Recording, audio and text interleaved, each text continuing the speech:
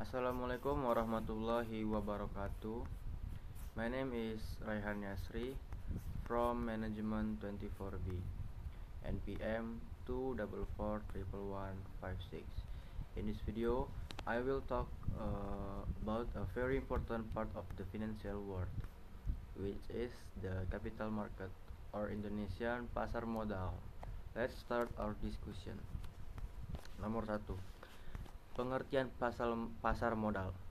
Pasar modal adalah tempat bertemunya pihak yang membutuhkan dana, seperti perusahaan atau pemerintah, dengan pihak yang memiliki kelebihan dana, yaitu para investor.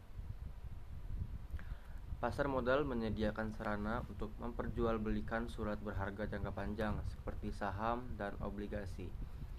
Melalui pasar modal, perusahaan dapat memperoleh modal untuk mengembangkan usahanya, sementara investor mendapatkan kesempatan memperoleh keuntungan dari investasi mereka. Dengan kata lain, pasar modal itu berfungsi untuk sebagai jembatan antara pemilik dana dan pengguna dana dalam sistem keuangan atau suatu negara. Nomor 2. Fungsi dan peran pasar modal. Pasar modal memiliki beberapa fungsi utama dalam perekonomian, diantaranya nomor 1, sebagai sarana pendanaan bagi perusahaan. Perusahaan dapat menerbitkan saham atau obligasi untuk mendapatkan dana tanpa harus bergantung pada pinjaman bank.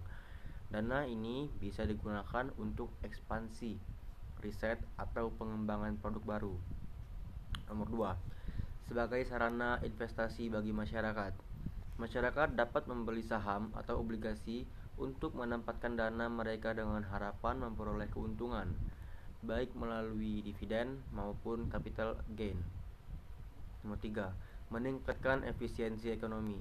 Dengan adanya pasar modal, dana dari masyarakat dapat dialokasikan ke sektor-sektor produktif sehingga membantu pertumbuhan ekonomi. Nomor 4. Sebagai indikator perekonomian. Aktivitas di pasar modal sering mencerminkan kondisi ekonomi suatu negara. Jika pasar modal bergairah, biasanya menunjukkan bahwa perekonomian sedang tumbuh. Nomor 3. Instrumen pasar modal. Beberapa instrumen utama yang diperdagangkan di pasar modal antara lain: A. Saham, atau dalam bahasa Inggris itu stok. Saham adalah tanda kepemilikan seseorang atau pihak terhadap suatu perusahaan. Pemegang saham berhak atas sebagian laba perusahaan dalam bentuk dividen serta berpotensi memperoleh capital gain ketika harga saham naik.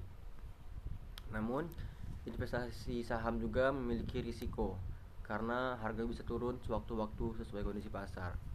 Yang B itu obligasi atau bond.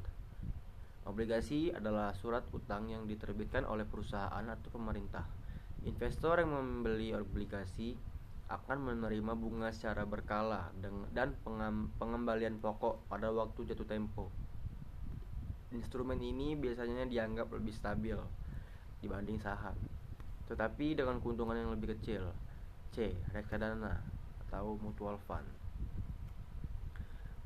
Reksadana merupakan wadah yang menghimpun dana dari masyarakat dan dikelola oleh manajer investasi. Cocok bagi investor yang ingin berinvestasi tanpa harus mengelola portofolio sendiri.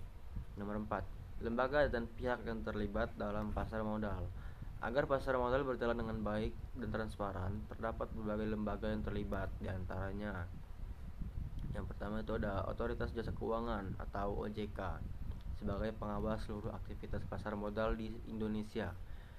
Dan kedua itu ada Bursa Efek Indonesia atau BEI, tempat berlangsungnya perdagangan saham dan obligasi. Yang ketiga, perusahaan efek, yaitu pihak yang menjadi perantara antara investor dengan pasar modal, misalnya broker atau sekuritas. Yang terakhir, kustodian dan lembaga clearing yang menjamin keamanan transaksi dan penyimpanan surat berharga. Semua lembaga ini itu bekerjasama agar kegiatan di pasar modal berlangsung aman, adil, dan transparan. Yang kelima, manfaat pasar modal bagi perekonomian. Pasar modal memberikan banyak manfaat baik bagi perusahaan, pemerintah, maupun masyarakat, antara lain Yang pertama itu ada mendukung pertumbuhan ekonomi nasional dengan menyalurkan dana ke sektor produktif. Yang kedua, mendorong pemerataan kepemilikan usaha karena masyarakat bisa memiliki saham perusahaan besar. Nomor 3, meningkatkan pendapatan masyarakat melalui keuntungan investasi. 4, menjadi sumber pendanaan jangka panjang yang lebih murah dan fleksibel bagi perusahaan. 6, risiko dalam pasar modal. Walaupun menawarkan keuntungan, pasar modal juga memiliki risiko seperti yang pertama adalah risiko pasar.